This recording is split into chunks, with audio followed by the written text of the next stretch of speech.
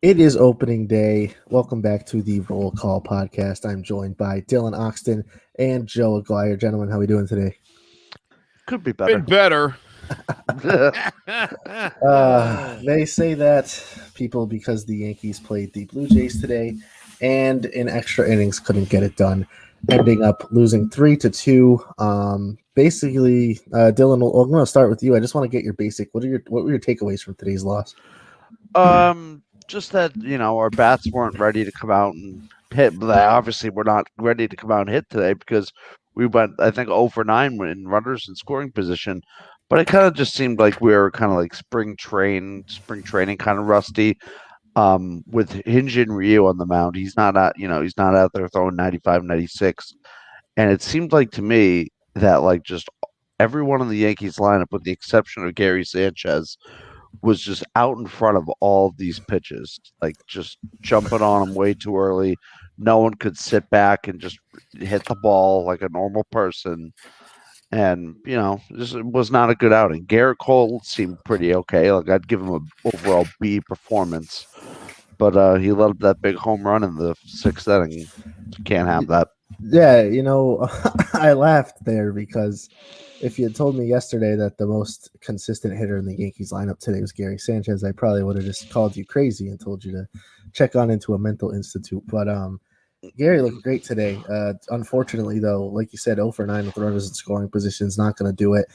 Judge grounding out into a double play with the bases loaded. I believe that was in the 7th or the 8th inning, and then having a chance in the bottom of the 9th to walk it off with runners in scoring position. Obviously, I think DJ LeMahieu choked out a situation there, which is not likely from him. But yeah, Gary Sanchez shined today.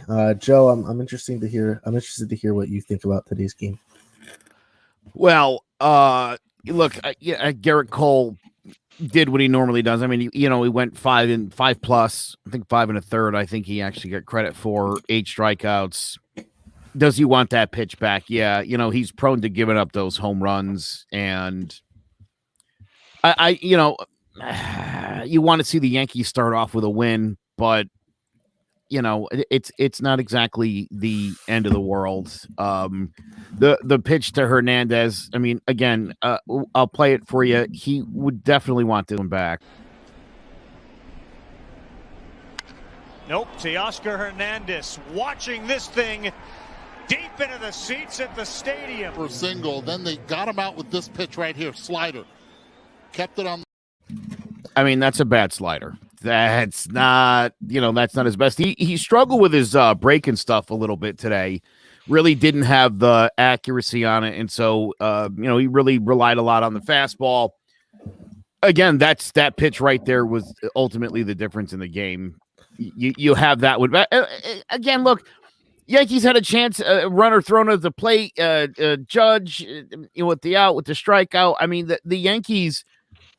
The Yankees have to walk away from this one and be like, we blew it. I mean, this was a game that they should have won. And, 9 times out of 10, the Yankees are going to walk away winners of a game like this. And everybody will feel really good about things. I do think that the biggest question was answered today by Gary Sanchez. Trying to stay on top of the barrel. Did he get that one? Gary Sanchez. Cracking to start on opening day, and a home run for Sanchez. Gary Sanchez. Nice compact swing. We saw that at the beginning of spring training. It's something that, I was in a debate with someone a little bit earlier today talking about, again, that ridiculous and what I think is sort of a prejudiced suggestion that this guy's lazy. This guy's going to be 28 years old, or may have just turned 28 years old, and he decided rather than spend time with his wife and his newfound $6 million contract that he would go play winter ball. I mean, he's not lazy. He's trying really hard, and it was great to see him come out today, leg out a hit. Again, you want to talk about how lazy he is, where people want to make a big deal about. You'll recall he had a pulled groin and he came back and tried to play through it, and he didn't run out ground balls, and people were mad. And Brian Cashman was like, that's fine. Just we want him to be healthy. He answered the bell today. He caught a really good game. I think all in all, the Yankees have to feel good about that. Now, that's no promise for tomorrow, but it's what you wanted this to start out as. So I think from that standpoint, I think the Yankees have to feel good again. Garrett Cole pitched a pretty good game. They got absolutely killed by the fact that, and I think, look, it's opening day. Everyone's trying to be a superstar. A lot of opportunities today. 0 for 9 runners in scoring position. You leave 10 guys on base. That's a recipe to lose to a team like Toronto. Yeah, and something I wanted to bring up quickly was, did you hear the fans? They erupted when Gary Sanchez sent that ball into the stands there. I mean, it's a great thing to hear that real live. It's not pumped in crowd noise anymore. I think it was about 10,000 Yankees fans, but it sounded like a lot more than that, based on the ovation that Gary Sanchez got on that big fly. Obviously, Saturday's game's coming up, but first I wanted to ask you, Dylan and Joe, how big of an impact down the road can fans being back at Yankee Stadium have on this team? I hope they make a big impact. I don't know when it comes to like how the players play, how much of an impact it's really going to make, because like they kind of asked the same question last year when they were like, how'd you feel about the just no one being in the park? They were saying like it sucked, but like it didn't really affect the way they play. I fully expect it to make a difference come playoff time, because I think that's when I remember back in 2017 when we were playing the Astros, and after the Astros beat us, the Astros players were asked, did like the crowd noise in Yankee Stadium make a difference at all? And they said they were very distracted by just the crowd going crazy. But yeah, I don't think the crowd's going to make too much of a difference during the regular season. I expect us as fans to make our mark in October. I actually heard Brett Gardner said that even though there weren't that many people there, that one of the things they were all really looking forward to was the first roll call. Mm-hmm. And yeah, it's funny because on the one hand, I kind of am of the mindset where I'm like, nobody cares if there's fans in the seats. It didn't bother me either way, I'll be honest, but I do think it has an impact on the players. And you heard that, especially in college football, where they played in front of empty stadiums, where teams were blaming that on losing games at home they should have won. So it certainly has an impact. I mean, these guys are feeding off the fans and the reaction. And I think when you have, a situation like opening day, even opening week or opening month at Yankee Stadium, it's a very special thing. There's going to be a lot of people going to their first game for the next month or so at Yankee Stadium. And so that energy is going to be there a lot. For anybody who's ever been to an April game, especially when it's a little on the colder side, you get a little bit louder, and you tend to stand a little bit more. So again, this isn't the end of the world. Immediately the Yankee message boards lit up today, and people were like, beside themselves, and this team stinks. Yeah, look, again, I understand you want to boo Stanton. Nobody ever wants to boo Judge. I know he's, Derek Jeter, Derek Jeter incarnate, right? So you can't boo him. And to be fair, we talked about this on Keys to the City a couple days ago. The guy's making $37 million. Yeah, I mean, there's a reason you're booing that guy, and maybe not Aaron Judge, who's, pushing 6. So there's a big difference there. And, I made the comparison. You have a really high, if Garrett Cole goes out there and pitches like garbage, you'd be booing. Mm-hmm. Right? Yeah. You'll cut Luis Severino some slack. You'll be like, he was never really an ace. Blah, blah. There's always excuses to be made to defend or to, lessen Luis Severino and he's always hurt or whatever. You wouldn't do that for Garrett Cole. You wouldn't do that at all. And so the fact that this guy's, I mean, every start he's made now for the Yankees has been a good one by Garrett Cole standards. Obviously, today wasn't his best day, but, again, no reason why the Yankees shouldn't have won this game today. Yeah, definitely a very, very winnable game. I think, and this isn't anything on the league itself because everyone plays by their own rules, but it seems like the Yankees almost crumble in these extra inning situations with the runner starting on second, especially on the defensive end. I can recall a few games last year where they lost some pretty bad games in those extra inning situations. So I think that's something they definitely have to improve on. And then right there at the bottom of the screen, they left 10 on base with 0 for 9 with runners at scoring position. That has certainly got to change as soon as possible. I'd like that to change. So Saturday, I'd like to see some runs driven in. Another exciting aspect of Saturday is we'll get to see the highly anticipated debut of Corey Kluber. Corey Kluber is obviously a multiple-time Cy Young winner in the American League. He has dominated even us in the past. He's going to go up against former Dodger Ross Stripling. This Toronto Blue Jays pitching lineup or pitching rotation has gotten better over the years. They kind of have a lot of guys who tend to just grind it out in the major leagues. No one that's really a bona fide star. But Ross Stripling versus Corey Kluber is what we're going to get on Saturday.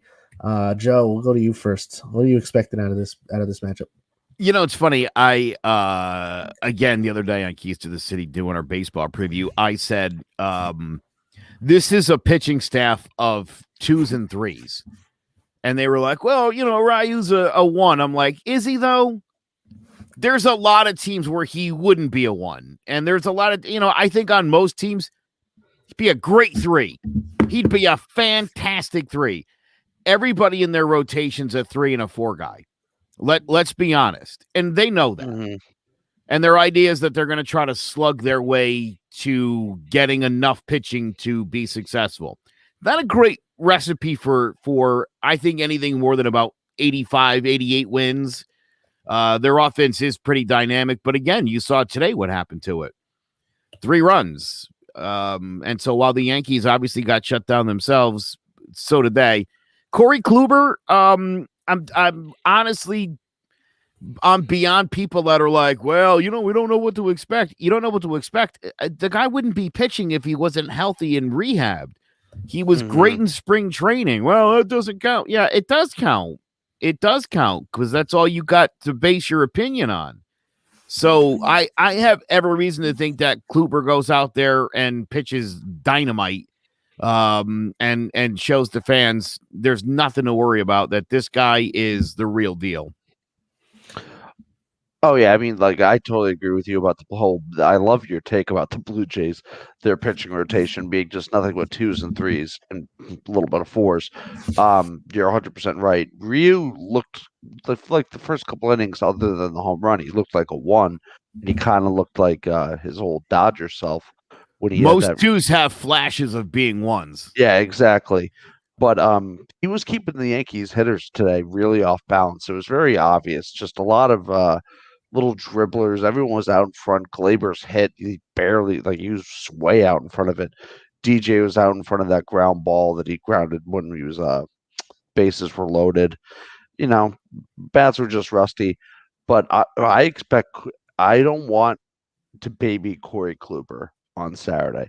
I'm going to be very mad if it's around the 5th inning and he's cruising and we pull him. Because his pitch counts at 90 or something. He hasn't pitched in 2 years. I think it's safe to say we can stretch him out a little bit. He's looked great in spring. If he's pitching well going into the end of the 6th, 7th inning, let him go.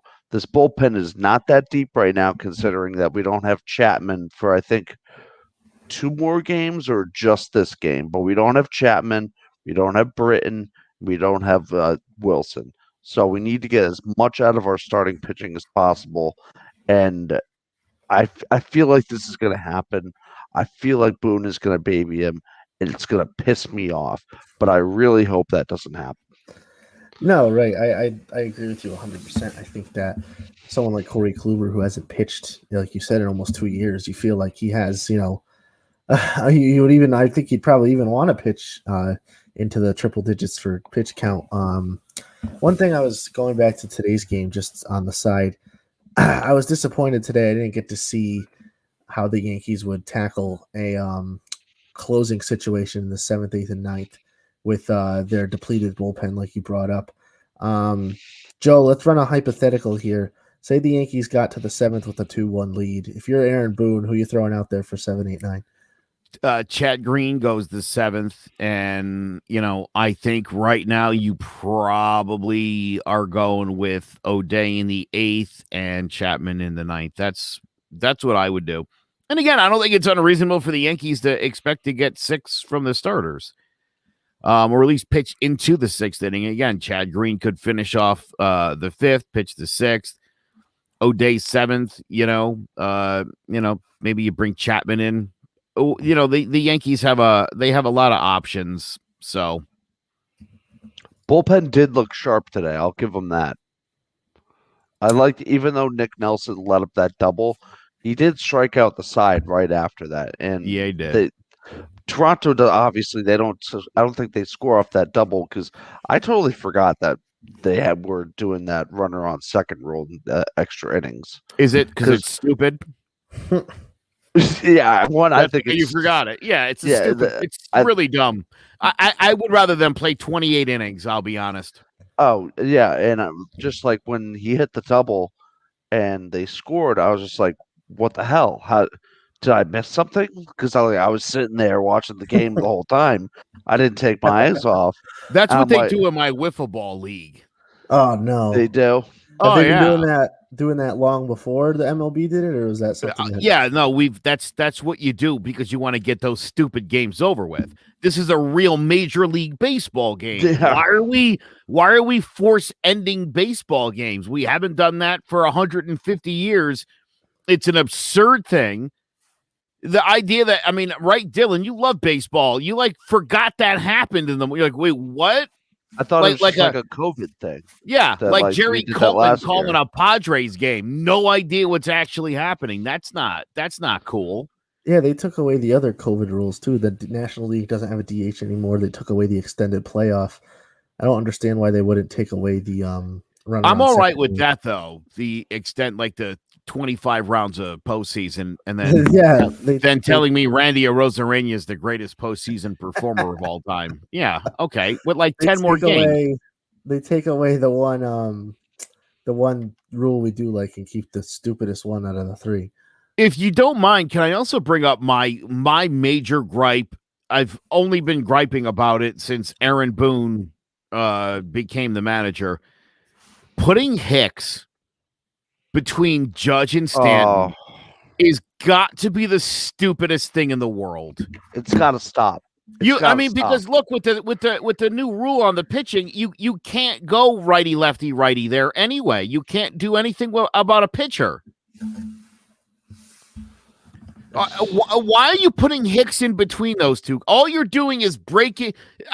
I say this all the time, Dylan. He's heard this argument before, and I apologize to anyone watching who's heard me say this before, but Ruth and Gehrig were both lefties.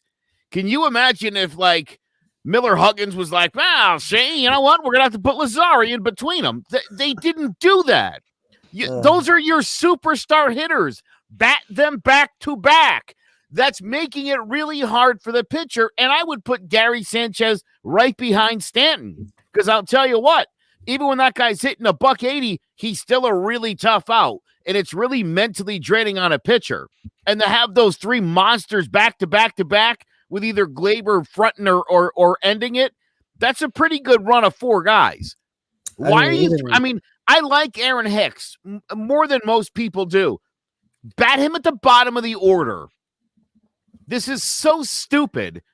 If we're talking, I think. Go ahead, Dylan. Okay, I think he should not be batting. One, he shouldn't be splitting up Judge and Stanton at all.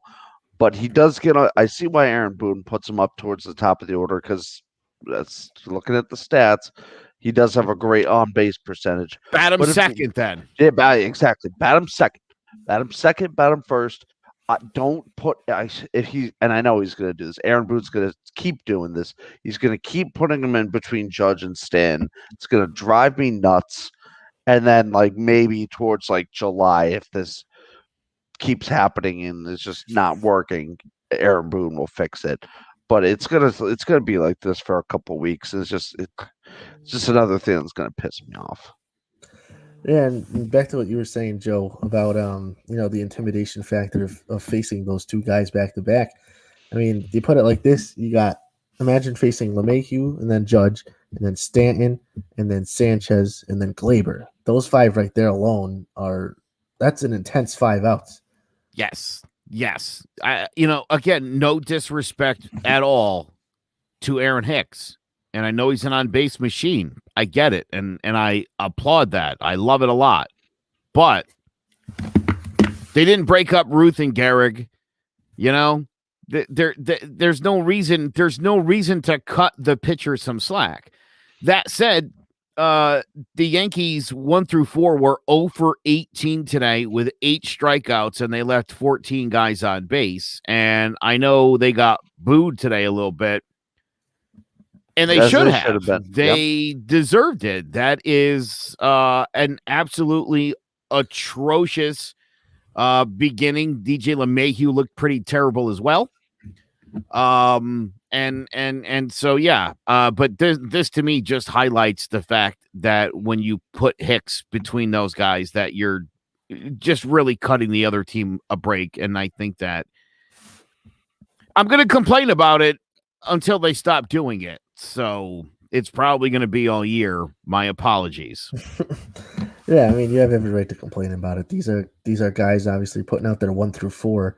Those are your guys who you're most counting on to produce your runs. So you look at those guys, like I just said, as your main guys, and then everyone else can kind of fill out the lineup. But the Yankees are deeper than 1 through 4.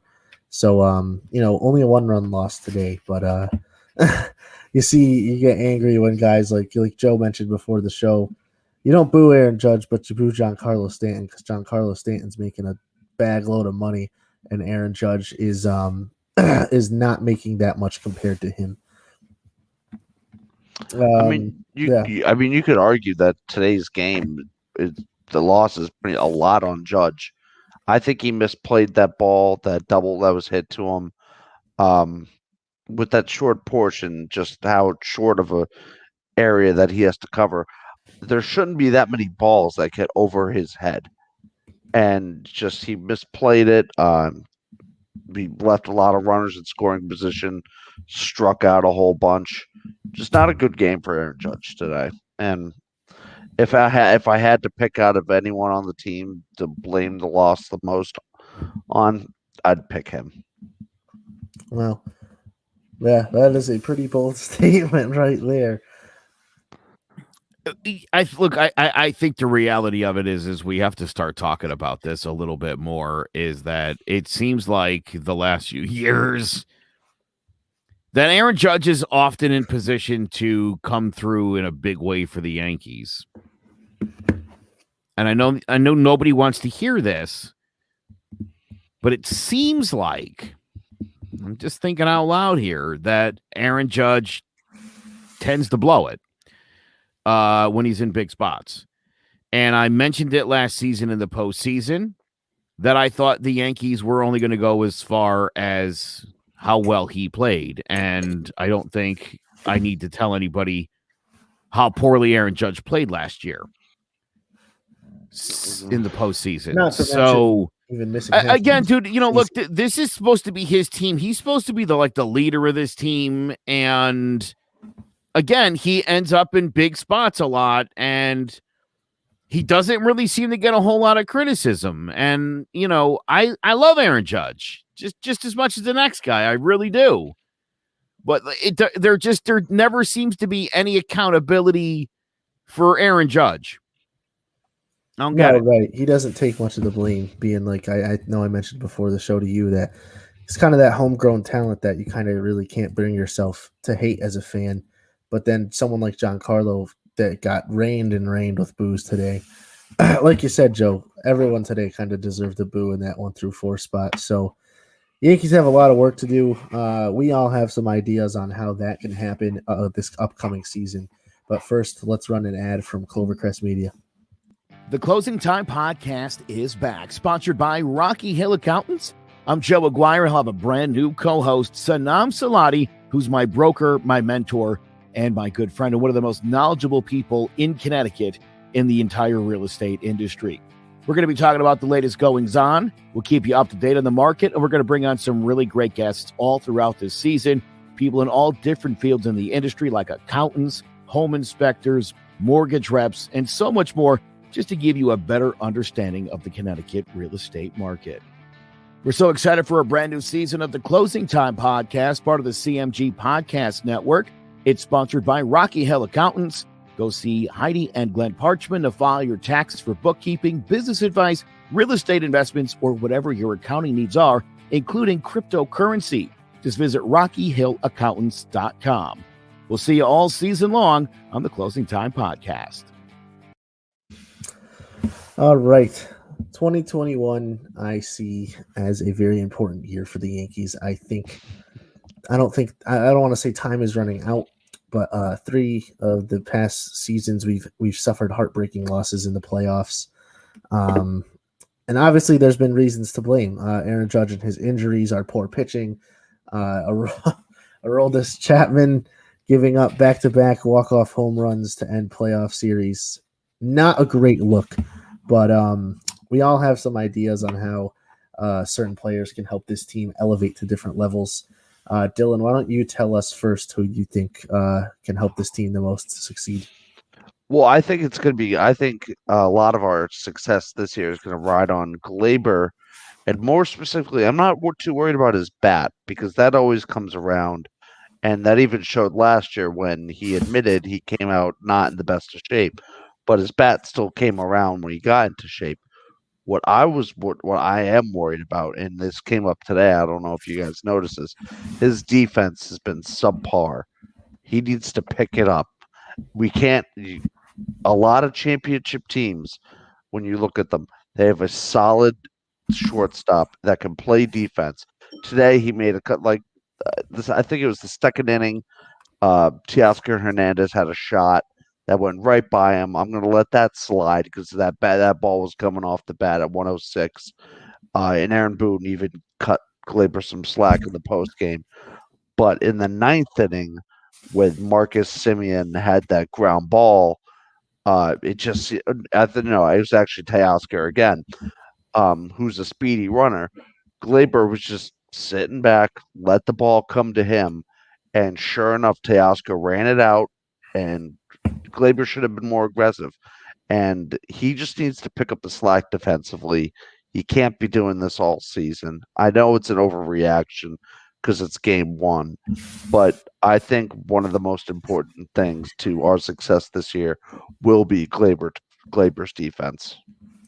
No, I mean, that's a great point. Glaber certainly has to improve on that side of the ball. Like you said, his bat always ends up coming around, but nevertheless, his defense has been a problem for us the past few seasons. Joe, I'm interested to hear who you have as your key player to the 2021 success. I think Gary Sanchez is the obvious answer. Because if Gary's horrible, then it's going to have a huge impact. But I'll say this. To me, the guy that has to pitch. Oh, I just gave myself away. The guy who has to play the best this year, it's Garrett Cole. Garrett Cole's got to win 20 games. Garrett Cole's got to pitch to an ERA under 2.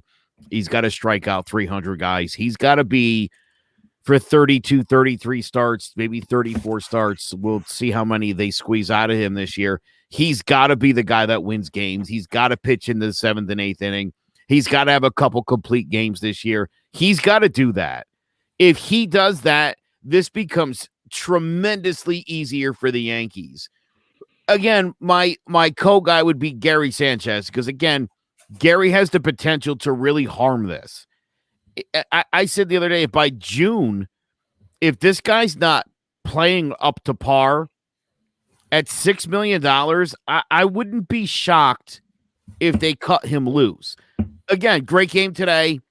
I think this is the beginning of a great comeback for him. But if he doesn't play up to task, I seriously think that the Yankees would have to consider cutting him loose completely, which is a shocking thought. But if this guy plays like he played today all year, the Yankees win the World Series this year, or at the very least will be butting heads with the Dodgers for the crown.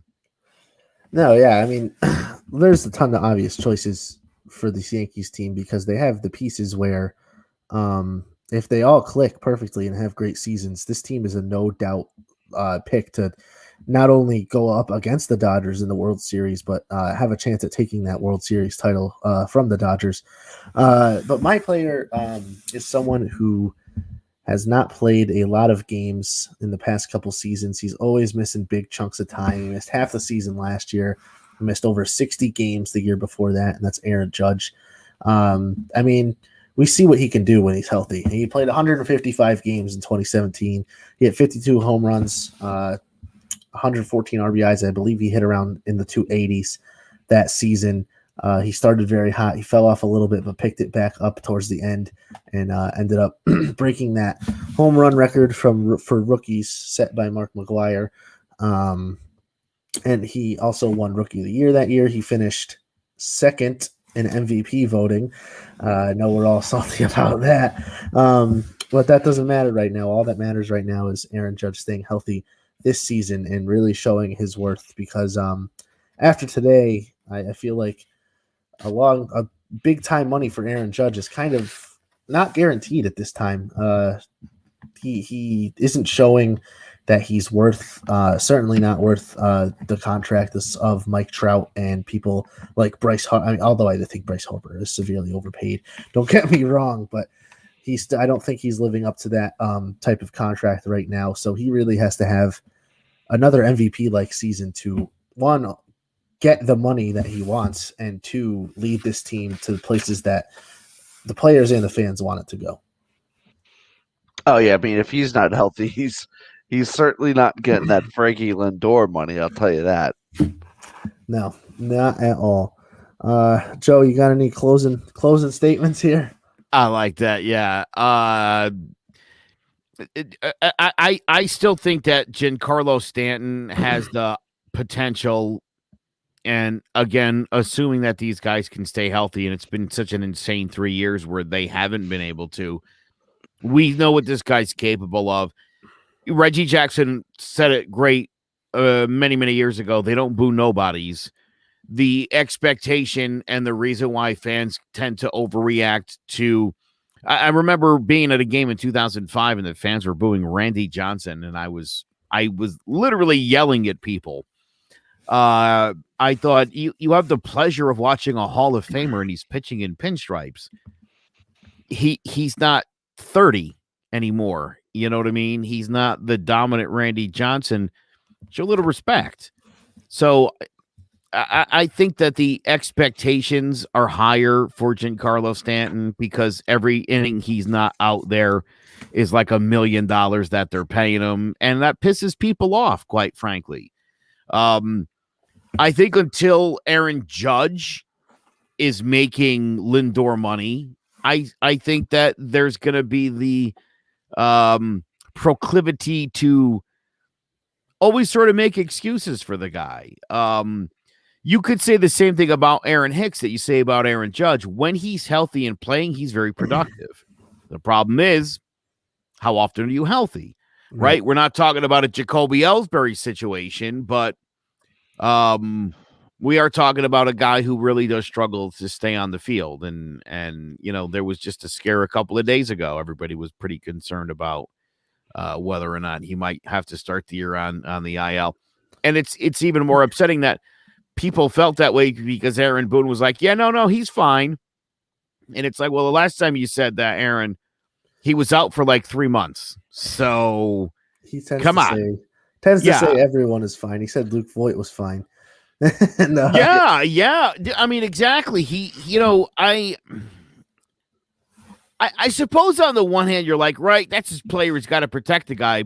And then you put him on the IL tomorrow, and it's like, well, I know you lied yesterday. So what purpose does it serve to deny it today if you're just going to put a guy on the IL tomorrow, like what's the cat and mouse game that you're playing there? I don't understand it.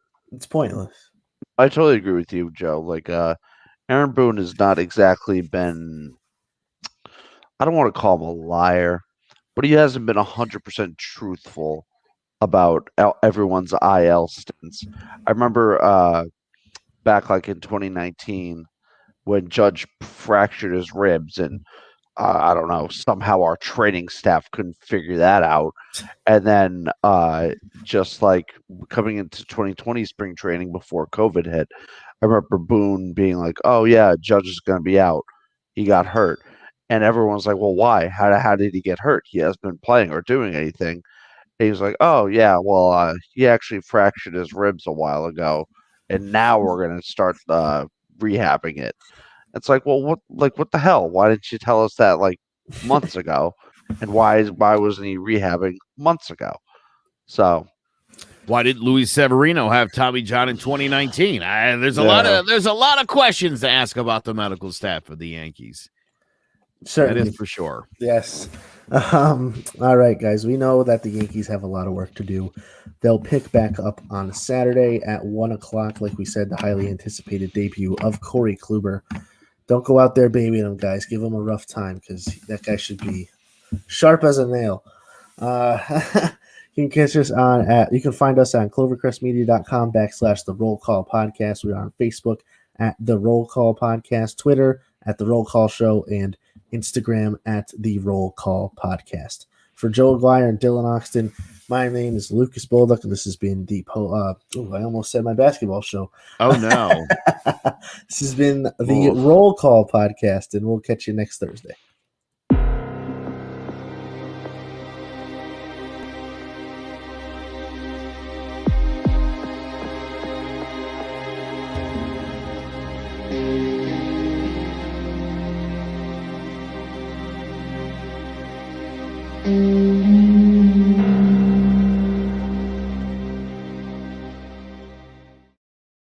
Can I get a roll call?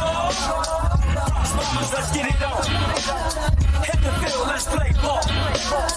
Go home, we stand tall. Oh yeah, we back. Oh yeah, we back. 2020 division, Yanks back on the train track. Had to let the chances go, but we welcome in Garrett Cole. Judge back with the guy, we're bringing Giancarlo up on these corners. Look at the information they gonna K back awesome. Boy in the shelter, they on the corners with your wrestler menu. Sanchez don't play too. Severino in rotation, packs to throwing cage too. Fully loaded, we got the air leads wide open. One game at a time, we stay focused. Bronx Bombers on a mission. World Series chasing, taking the division. No time for wasting. Again, first place. Clovercrest Media Group presents a CMG podcast. Keys to the City. Keys to the city, baby. When you see us, so you know. Crossed up by Kobe, little floater to Shaq, and then Shaq goes like this, and the rest is history. Pay attention. Don't tell me what to do, Devil Woman. But speaking of those Lakers, hold on. But I didn't make my. I said Denver's gonna win. Yeah, you did. You said that. There's no other show like that. Clovercrest is doing great things right now. Streaming everywhere.